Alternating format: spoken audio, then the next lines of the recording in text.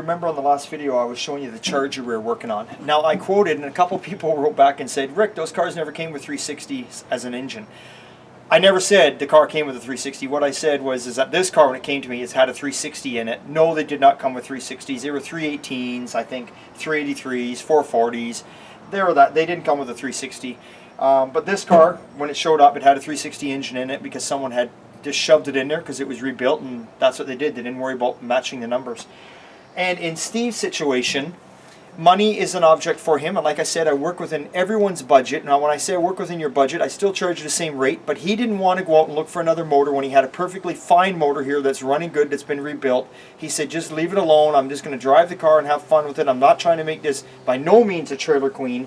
I'm just going to go drive it. That's it. So he didn't care whether the engine's right or wrong. And at the end of the day, some people are having a fit. Oh, you're fucking the car up because you should put the proper motor in. But you know what? It's not like he cut the whole fucking car up and he shoved the big fucking diesel motor in there. It's an engine.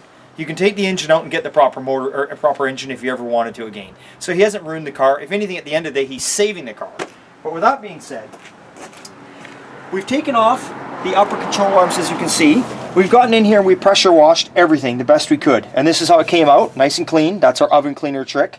Upper control arm bushings were shot and the ball joints were shot, so we took them off. Now as you can see in here too, this is the factory undercoating. All I did was got in here with my drill. I quickly wire wheeled it. After I pressure washed it, I just re-undercoated right over top, one light coat. Steve, like I said, is not building this car to take to car shows. He does not care about that. Jump in it, drive it, who gives a shit? Rain, sun, whatever. Okay? So we're working on this right now, replacing what needs replacing, and they're only replacing what it needs. Of course, obviously, the engine bay. In the engine bay, you can see we got in here. We pressure washed it. When we pressure washed it, this car has been obviously sprayed in a cheap black paint because they sprayed all this at the same time. And of course, when we went and pressure washed it, it all came off. The original color of this car is gold. Now, again, here we go. If you're building one of these cars and you're building it correct, this should all be painted the color the car is. But in Steve's case, he doesn't know what color he's ever going to paint this car yet. He's not to that point.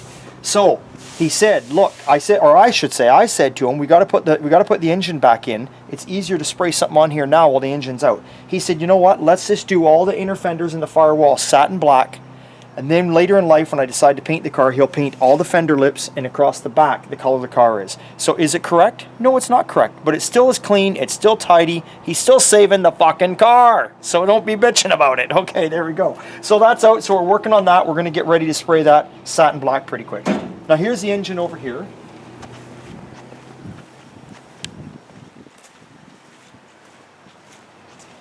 What we did to the engine was I pulled it apart and I regasketed the whole thing. I went through this engine. The engine cold has 75 pounds oil pressure. When it's hot, it's got 50 pounds oil pressure. I did a compression check, 150 to 155 pounds compression across the board. No knocks, no smoking, no nothing. I pulled the intake off, pulled the valve covers. The engine does to me look like it's been rebuilt. It does look like it's a fresh rebuild not long ago. But unless you start getting in there and start pulling bearings and all that kind of bullshit apart and really going through it, you can't tell how long it's going to last. But what I did was I painted the engine the correct blue for the 360. Again, we just reused all the parts that he had on it. The only thing it needed was a new water pump, and that was about it. So there it is. It's painted up, it's cleaned up, it's going back in looking like that. So that's how it's going to go. And the transmission, of course, we're having that rebuilt right now. So basically that is where that's where Steve's car is at right now. And of course there we got Dr. Dave over there in the corner. You can hide all you want, Dave. The camera sees you. There's the monkey there. There's the monkey there. There's old Zipperhead. That's his new name, people. It's not Dr. Dave anymore, it's Zipperhead. He prefers that. What's that? Puppy monkey baby. Oh, puppy monkey baby, yes. No, don't. That's stupid. We won't go with that. I want to punch him in the throat. We'll come back over here to the car again. And I'll show you. Now, of course, it's still got some of that Texas dust in there.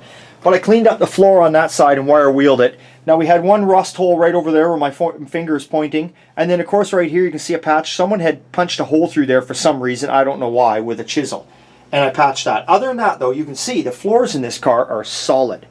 Very solid. Good floors. Rockers are good. Everything's good. So it's a solid car in that way. And again, here we go with the gold paint. You can see the gold paint.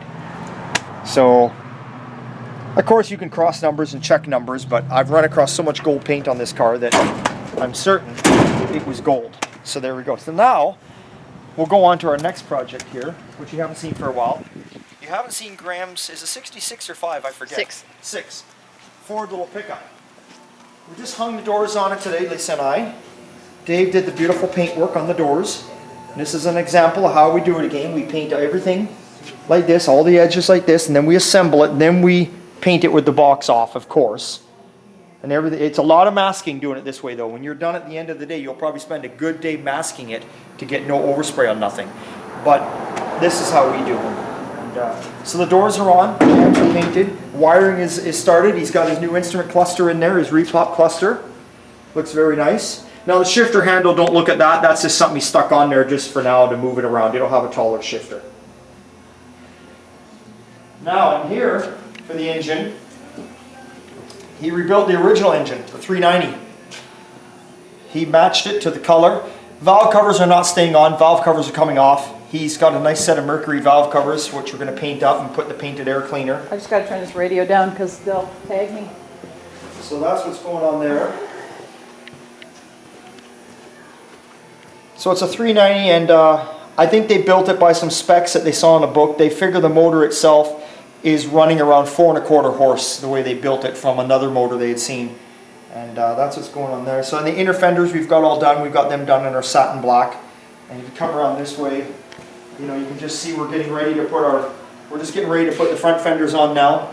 So what we did, you know, did the nice paint work here, all the lips, and then here is just our texture spray with this clear coat over it. So you can wash it, dirt will come right off. So this is our next step, is to get the front fenders on it. Now Almost looks like we know what we're doing. we know what we're doing, yeah. Well, now we can go visit Dave. If he turns the radio down, we can visit Dave. We'll see what Dave's up to. Here we go, Dave's working on the box. Let's not even talk about it. Dave doesn't want to talk about the box. Are you angry about the box, Dave? Very. Do you not like boxes, Dave? Well, it depends. Oh. It's such a bedwetter. Anyway, Dave, the box is fucked. The box when it came here looked good, and then we had it blasted. And after it was blasted, the box is, like Dave says, it's fucked. It's not that it's rotten. Well, it had rust in it, obviously, where we've done the welding, but it's just dented to shit. And But it's a truck. it's a truck. Yeah, but they want it better than new. They want it better than And new. the underside, too, to be painted smooth and shiny. Yes, that they do. Not pork shit. Are you knocking our customers, Dave? No, I'm knocking this box. Dave's okay. not impressed with the box. I almost went into retirement over this. Oh, Dean and Graham, if you're out there, I almost lost Dave over this. Well, I don't know if that would be such a big deal. Just Yeah, kidding, I can Dave. leave now. Just kidding, Dave. Yeah, just relax, zipperhead. We love you, Dave. Well, I don't love you, and I'm never saying that again. Again. So he's working away here, but yeah, it's a lot of work, people. People don't realize when a box is dented inside, you can't just throw a little mud over a dent and fix it. I mean, once you start playing with it, you kind of got to finish it off properly. And look at all the nooks and crannies to go around. That's days of work to get it to look good. So, What are you smearing, Dave? Bondo, what are you doing? More dents? Oh, yeah. Little ones here, there, and everywhere. there's a few little, as you can see, there's a few dents in the floor. But Graham is quite happy of putting a rubber mat in the back. But again, like Dave said, they are going to paint, including back on this side. We come around here. You can see, because this is where I welded a patch in. And I welded this whole piece in. Plus I welded here where the toolbox used to be. Well, Dave's done all the body work because they want the underneath of the box to be painted just like the outside of the truck. So, we're not going to get carried away with this kind of stuff. Because there's a gas tank, they've moved it to the back, so you're not going to see it. So why bother to waste the time? And previous butchery. Yeah, previous butchering work in there. We kind of cut it and did a little patchwork, and then Dave did his magic. So he's still working on that a little bit, but it's a big job. The box is probably taking longer than the whole bloody chuck cab took. Right here. Yeah, but it'll look nice when it's done. Dave will work his magic. And I always think it's funny because whenever something comes in here, Dave's always like, it's junk. Did anybody die in this wreck?